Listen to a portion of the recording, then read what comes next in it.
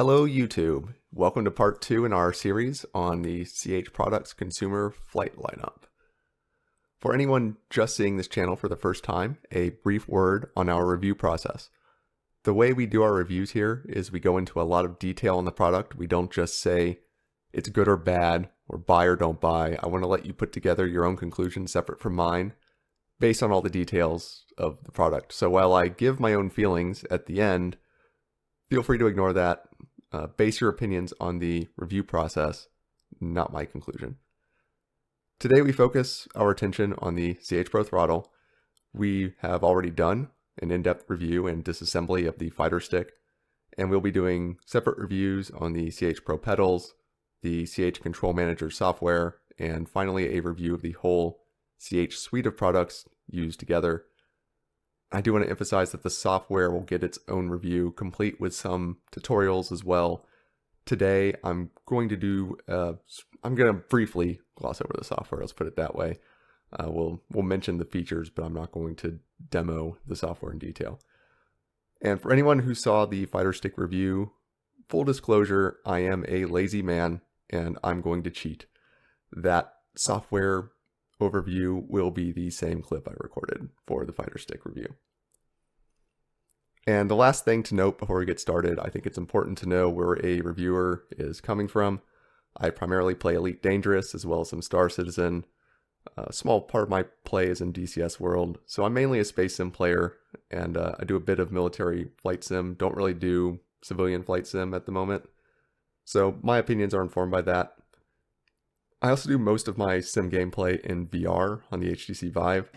That can affect how I view things like controls on the base of a unit, where I have to move my hands to get to them. It affects how I view mode switching and so forth.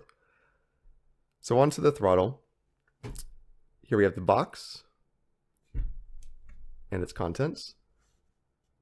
It's very simply packaged.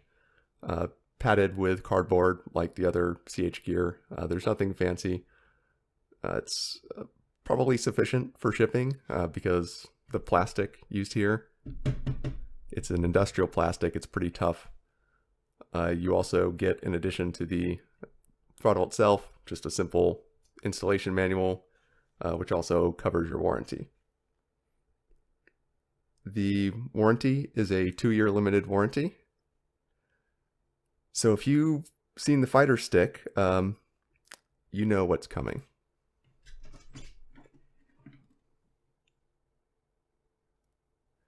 It's a fuck you sticker. Yes, we have yet another one. I'll tell you guys the same thing I told you in the fighter stick review. The sticker is bullshit. In the US, CH cannot deny you warranty service based on that sticker being broken. That's the law. The law says that you can do your own maintenance, which means you're going to have to break that sticker if you did so, and they cannot void the warranty because you did your own maintenance. They don't have to honor the warranty for maintenance that you have done, but original manufacturer defects, they still have to cover, even if you've opened it up, even if you've modded it, done whatever. If they want to claim that the damage was caused by you, the burden of proof is on them to show that it was you and not their manufacturing that caused the problem. And as far as I know, that's true in the EU as well. So don't fall for that crap. So this sells typically for $125 on Amazon. I did check just before I recorded this, and it looks like the price has dropped a little bit. I think it was $123. So very, very slight drop. I paid $80 for it, brand new with warranty. So you can find good deals on this, just like the other CH gear. I do want to call out, this is my second CH Pro Throttle. I had one previously. I actually used it briefly in the X56 review to compare and contrast analog mini sticks. And if you saw that review, you know that that unit was defective because that analog mini stick was so dramatically off of center. So I did get rid of that and got this new one. The original throttle I did pay full price for on Amazon. This one paid significantly less. In fact, I paid less for this than I got for selling a defective CH Pro Throttle, so I actually came out a little bit ahead on that. I don't like to review defective units.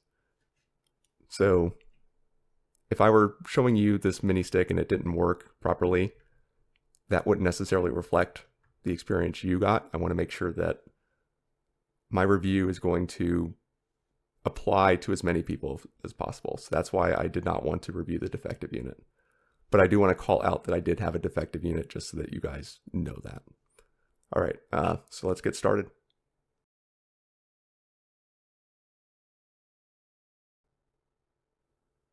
Overall styling is very similar to the CH Fighter Stick. They feel very much like they come from the same lineup.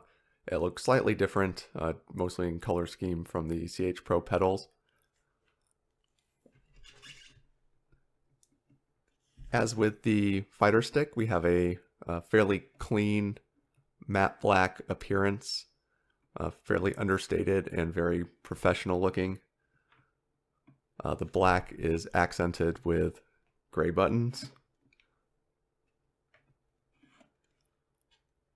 In typical CH fashion, the look is nice in the big picture, but you start to see the age of the product in the details. You get these lines on the base of the unit. They're kind of like the Fighter Stick's lines, except the Fighter Stick had lines running lengthwise. Here you have some going front to back, and then these angled ones at 45 degrees. And it just kind of looks really old-fashioned. Same with the huge bevels that you have here, just like on the Fighter Stick. The big LEDs that just stick out of the base. The grip shape itself is kind of ugly. It's just bland, very basic. Again, I'm talking just about the looks on the grip at this point. The feel, I have to say, is not great. The plastic is the same rough plastic. I don't know if you can see the kind of rough finish on it. It's not like a soft touch or anything like that.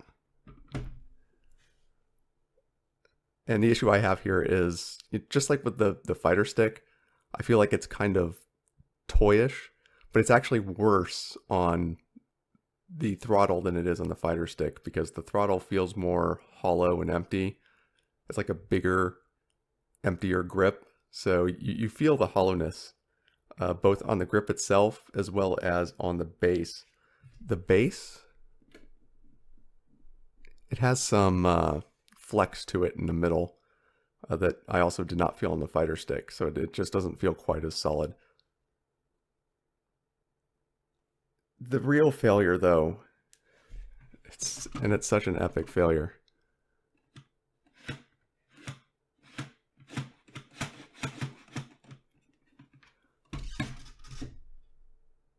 That's not how a throttle works.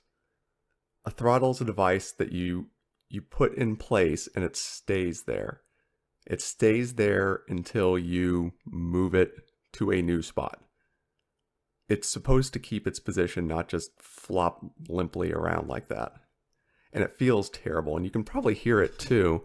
If I hold this up to the mic, it's that rough sound reflects how it feels. It's just it's the feel of plastic just loosely rubbing on plastic as you move it. It's totally immersion breaking. When you're in a game, you know, if I'm in Elite Dangerous in VR, it's like, oh my god, I'm actually in a freaking spaceship. I can actually fly to the stars. And you reach down and you touch that throttle and it's like, bam, back to reality. Back to the real world. Well, I'll never do that. Thanks for reminding me, CH, that I will never experience that in real life. Wonderful. Thank you for bringing me back to this terrible planet. Setting that aside, the throttle is fairly ergonomic.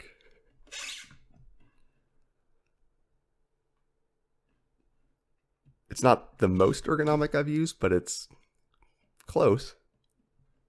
My only nitpick is the position of the mini analog stick, because as a Space Sim player, and a lot of people buy this for Space Sims because they want a mini analog stick. And at this time, when this is going up on YouTube, it's the only throttle you can buy on its own with a mini analog stick. And that will remain true for like 2 whole weeks until Thrustmaster releases theirs. I wish this were moved like down here. That would just feel a little more natural, but that's minor nitpick. If this had proper movement, instead of just limply falling over wherever you push it, it could have a decent feel. But it's a throttle. And you just have to make a throttle behave like a throttle. So, I know for feel, it's an F. I can't even give it a D-. There's no recovery from that. Like, it just feels terrible in your hand. B+ for looks, it's okay. It's slightly behind the fighter stick. I just wish the grip looked a little more nice. I mean, there's no adornment in any fashion on this, visually or otherwise. But it is what it is. Looks aren't that important. The feel, for me, is. Because when I'm playing in VR, feel is, it's the way I experience the product. And, I mean, you're not in a virtual reality when you touch this. You're back to, oh, I'm actually playing with a toy.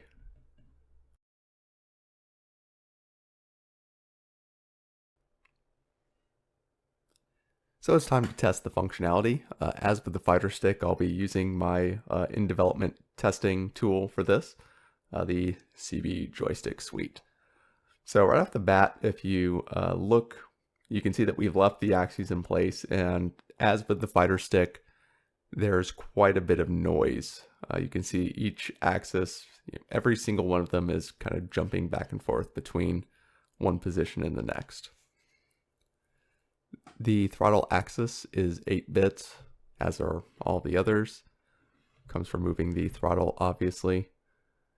Note that in this case I've calibrated it, but it tends to jump a little bit even at the 100% point, so you need a little bit of saturation zone to make this work properly. The movement, as I noted in the previous section, is garbage. The problem here is that instead of having some bearings or bushings that apply some level of tension and let it move smoothly, it's just a loose piece of plastic, and we'll see that in the disassembly section. We'll make it very clear what has gone wrong. Because the edges are a little bit soft, you might need to, if you don't have that saturation zone, pull really hard. So see, if I put a lot of force on it, I can hold it at 100% without that noise. But if I let go, it starts jumping around. So we can see that there's quite a bit of issues with the throttle axis. Moving on to the X and Y.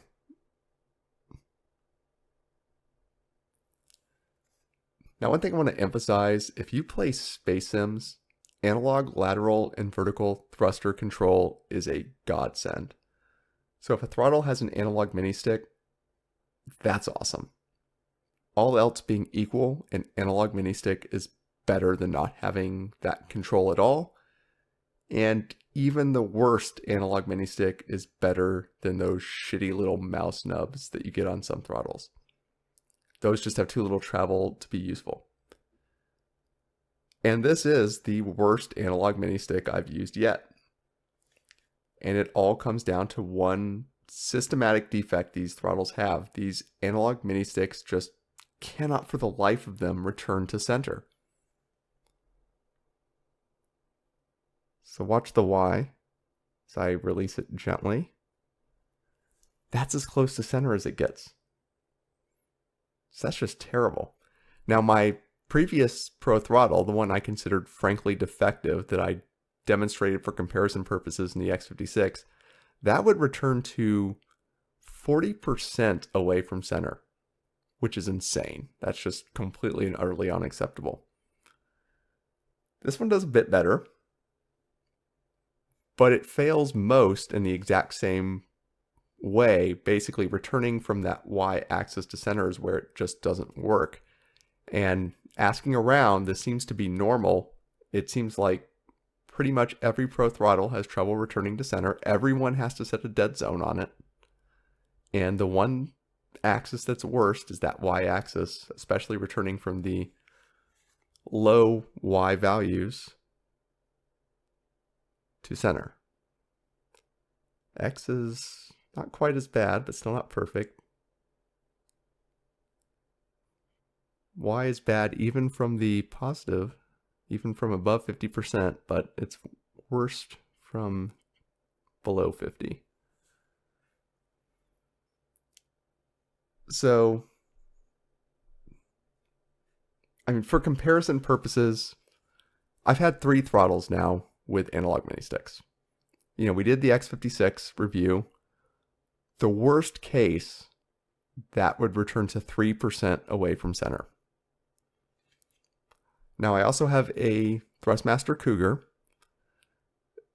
That one's a little weird because there's a little center play, and depending on what position the throttle's in, it tends to change what the center is because of the weight of the analog mini stick. But at any given throttle position, what it thinks is center is what it will always return to, but there's like a 10% variation between 100% and 0% throttle. But this is much worse than either of those. This is definitely out of the ordinary bad performance. And again, I'll take this over a mouse nub. This is still better than a mouse nub. At least I can move it and my thumb doesn't slip all over it and whatnot. You know, it's better than what the Warthog has, but it's still the worst at being what it is. Return to zero issues aside, it does decently in most of the other respects. The orientation of the axes is what you naturally expect it to be. The rubberized grip on it is pretty good, so my finger doesn't slip.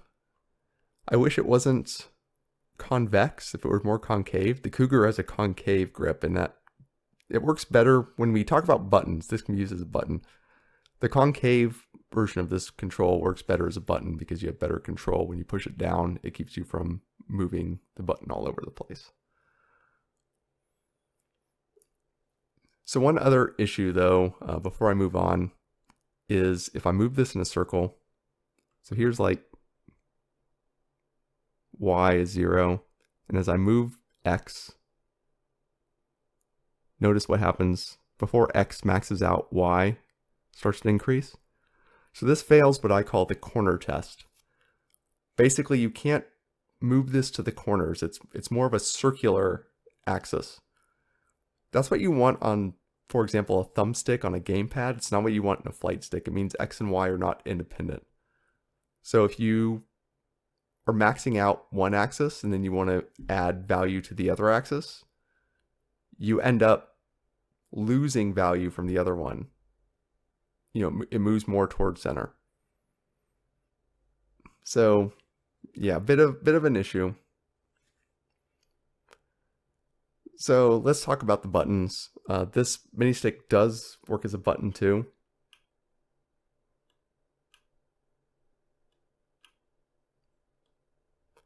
If you've seen the Fighter Stick review, you know what's going on there with that button.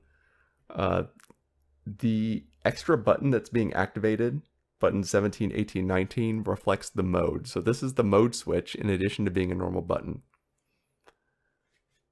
And if you use CH Control Manager, you won't see this. So this is only because I'm using this as a raw HID device. That extra button is kind of confusing to some programs. If you try to bind it, like Star Citizen, if you try to bind that button, it doesn't necessarily know which one to take.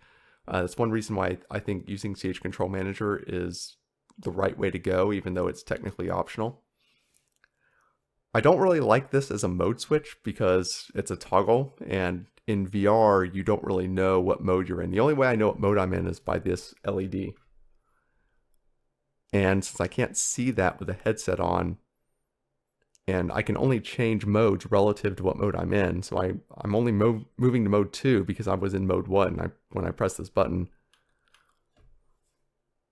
I don't really know how to switch modes. So for that reason, again, CH Control Manager is desired because CH Control Manager lets you customize how you switch modes. The mode on the throttle is always the mode on the throttle, and it's always reflected by the LED. So if you use a different mode mechanism, whether it's the fighter sticks mode or a custom mode setup, it may not map to these LEDs, and that means that you just have to ignore them. So I recommend using CH Control Manager, particularly if you use VR. What I actually do is I use the POV switch, the 4 cardinal direction switch between 4 modes, because if you use CH Control Manager, you get 4 rather than 3 modes.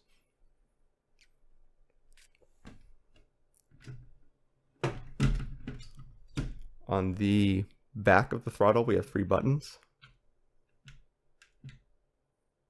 showing up as 14, 15, and 16.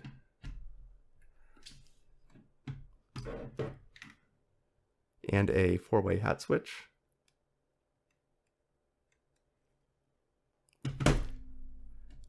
As well as 2 4-way hat switches on the front. And then the POV hat. Now, curiously, if you're using CH Control Manager, the button numbers actually change. So like the mini stick becomes button 1, and then the 3 buttons in the back become 2, 3, and 4, and then you get the 4-way hats. So it's kind of weird. Plus, as we'll show you eventually, rehashing the same clip from the fighter stick, because thankfully they both have 16 buttons plus 3 mode switch buttons that make them identical as far as that clip is concerned. Those 3 mode switch buttons, button 17, 18, 19, do not show up if you're using CH Control Manager because you have a virtual HID device. So what's my conclusion on the functionality? Button-wise, I think they actually did an excellent job. Could have been even better, but excellent job nonetheless. At no point in my gameplay while testing this, along with the fighter stick, have I ever had an issue with lack of buttons. Some other independent devices you can buy on their own, like the T16000M, they're a little lacking in buttons. The CH combinations, they all have plenty of buttons, and if you're in a game like Elite Dangerous that requires a lot of them, you're not going to feel like you're lacking. The axes, though, there's pretty much nothing I can salvage from these axes. The throttle, X and Y, and the mini stick, it's terrible. I'm drawing a blank here. I want to say something nice too, because I always try to balance the positive and the negative.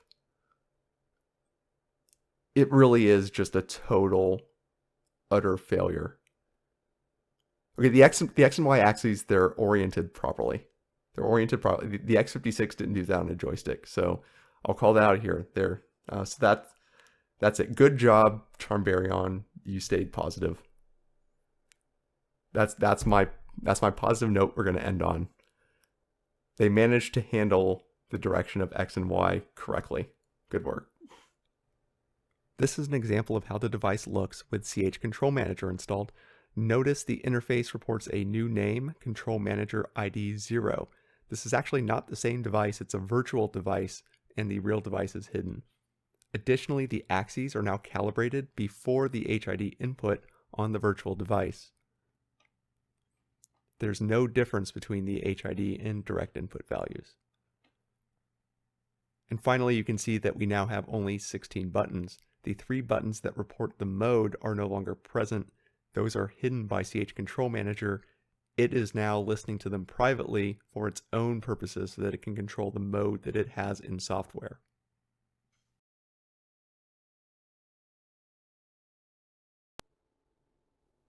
And on to the part that everyone likes, the teardown.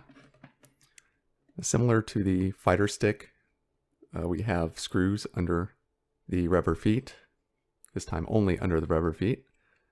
And so similar to on the fighter stick, I like to Try to take them off with my fingernail just to loosen them, and then use a precision screwdriver.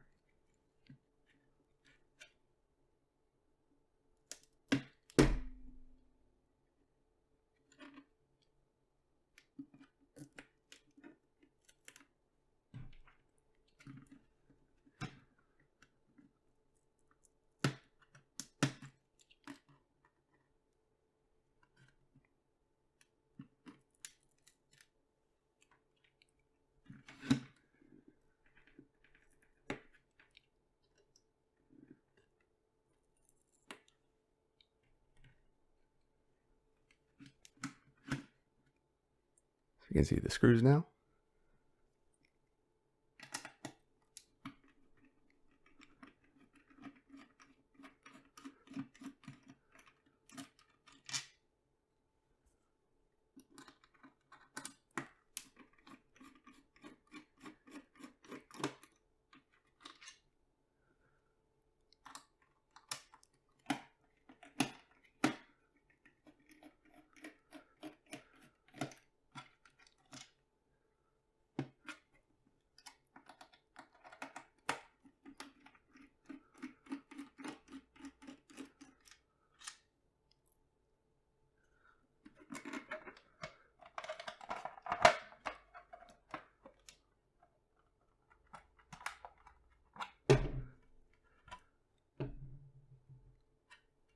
That comes right off.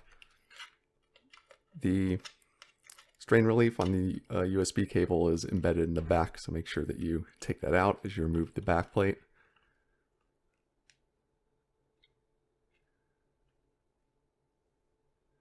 So there's our view.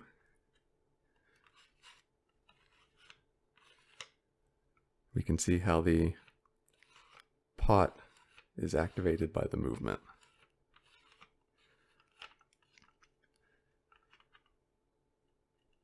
So the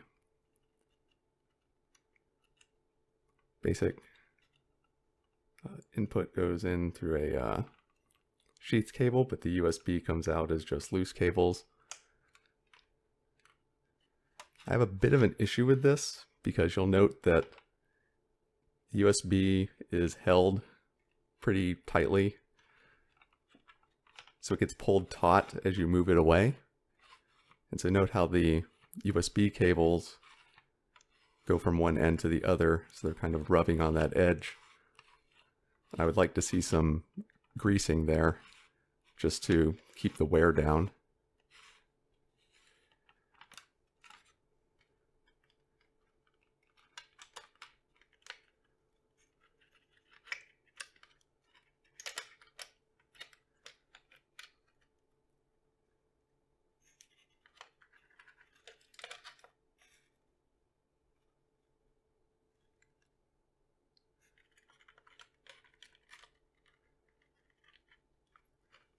So by taking out the pot and the cables, we can now get to the plate.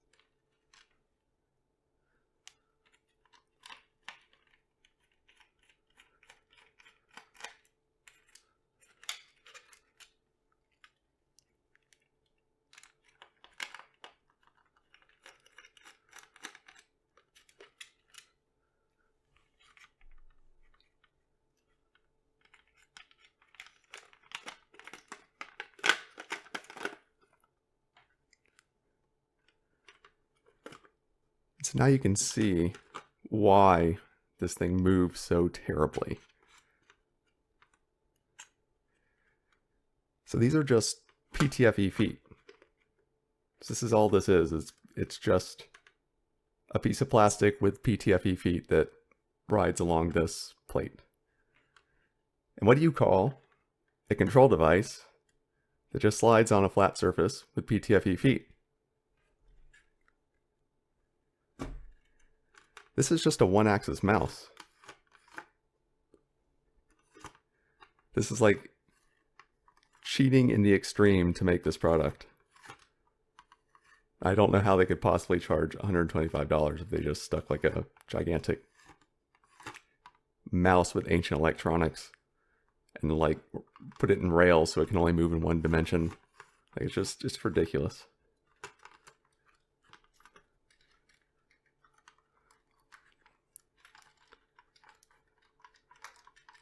We're going to remove the grip.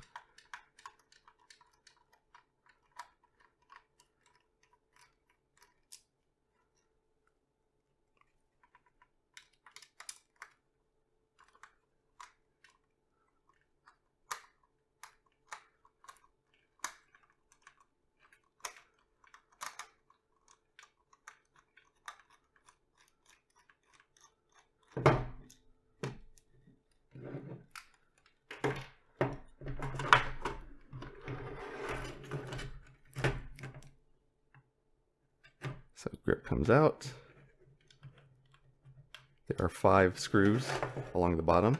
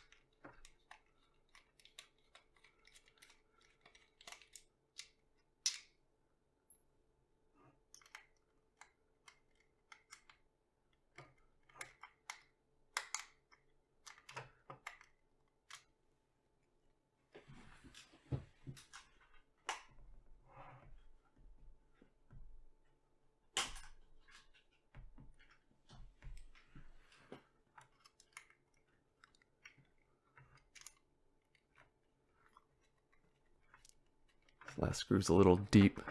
Need to get another screwdriver for it.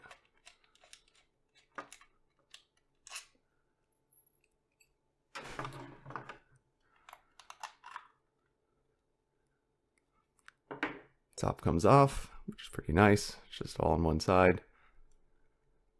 So there's our controller. It's all in the grip rather than the base, which is a little unusual, but I don't have any problem with it.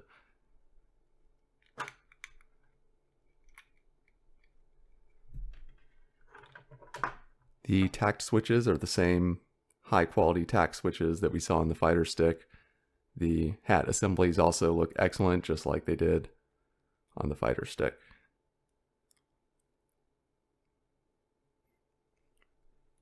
So overall, it's kind of similar to the fighter stick. You know, it's got some upsides: the quality of the plastic, the quality of the switches. The electronics are very dated. Check out that microcontroller.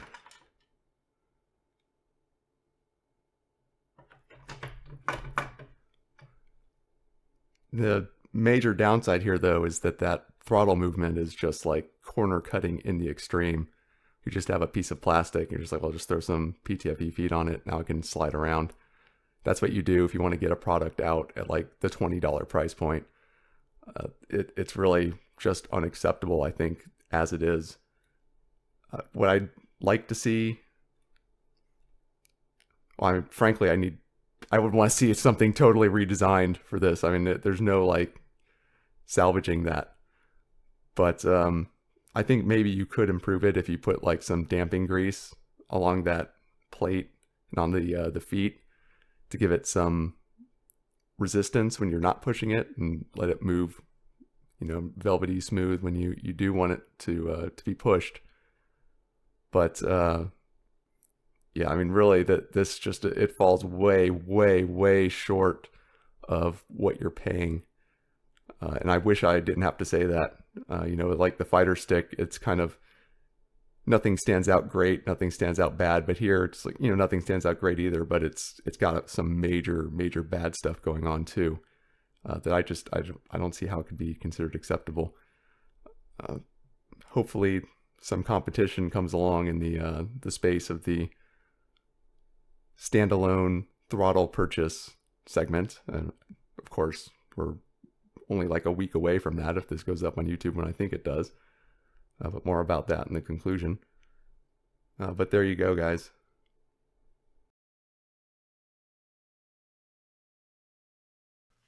This is CH Control Manager, the software CH provides for all of their consumer flight gear.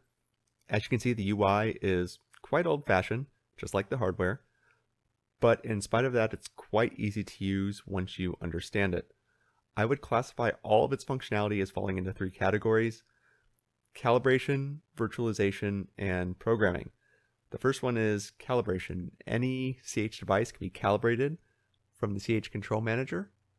We have a test/calibrate button, and that produces a virtual device which produces HID input that is pre-calibrated. You don't have to calibrate it at the direct input level.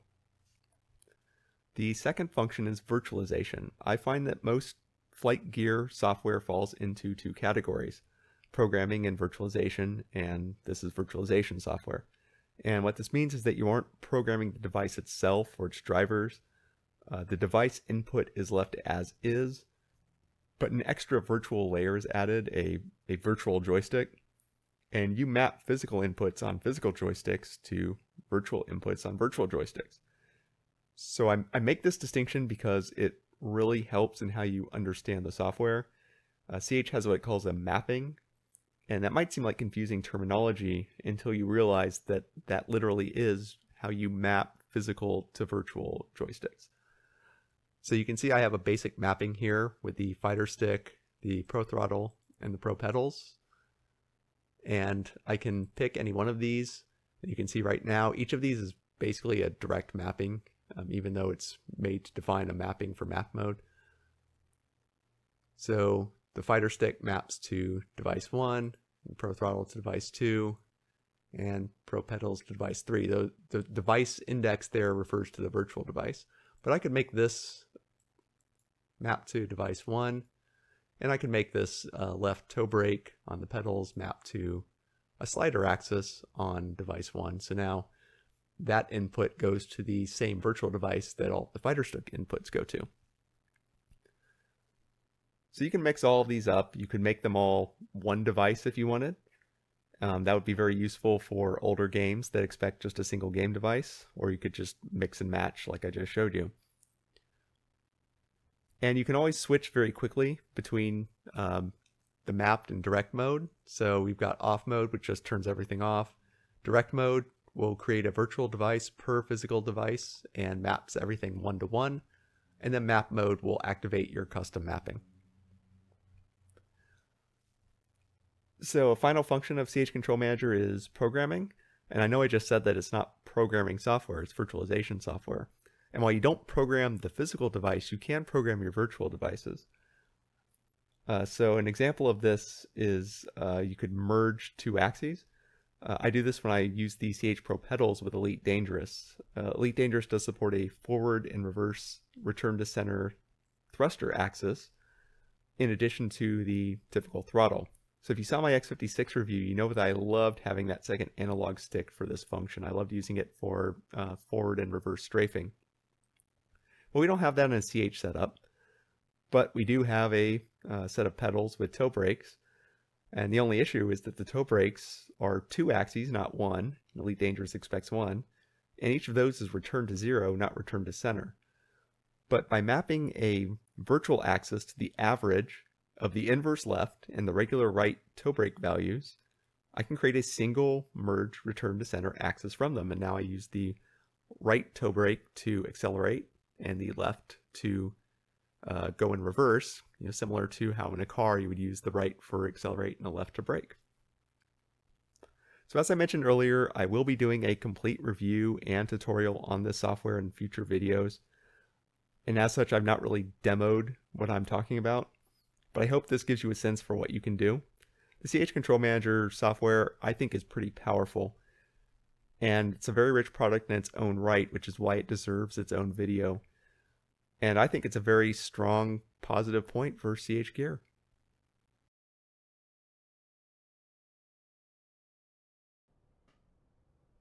Of all the CH Gear, this is the easiest for me to give a conclusion on.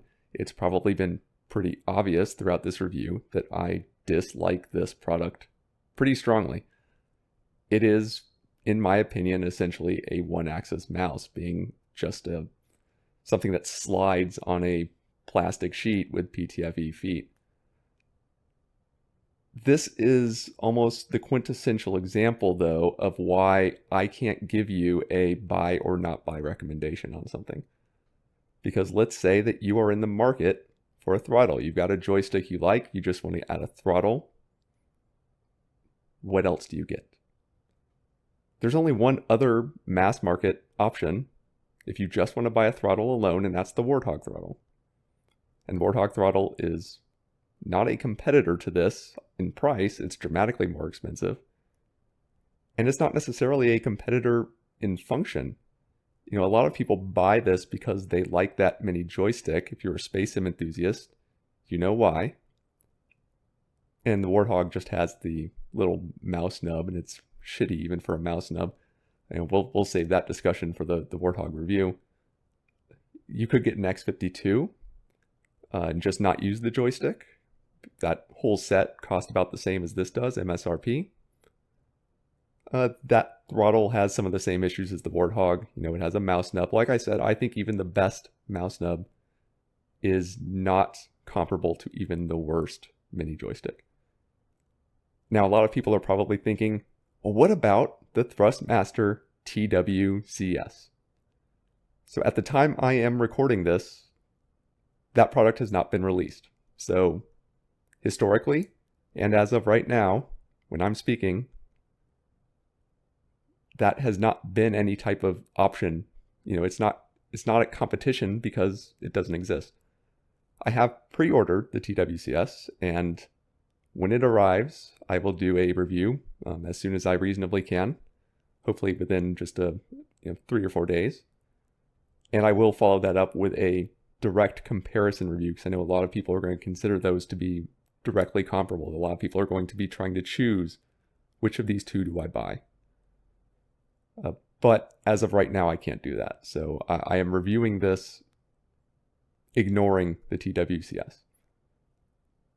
Hopefully that will introduce some competition so that people will have options and won't have to buy this by default. You could, buy it only if you like it. We'll see. So I do want to end on something positive. So let's say something nice about this product. You can buy it now, and if you plug it into your USB port, you can get input from it. All right, well, stay tuned. I will have the CH Pro pedals review coming up soon, as well as the TWCS review. So look forward to that. Thanks a lot, guys. Hit that like button if you like this. Subscribe if you want to see more. And we'll see you in the next review. Thanks a lot.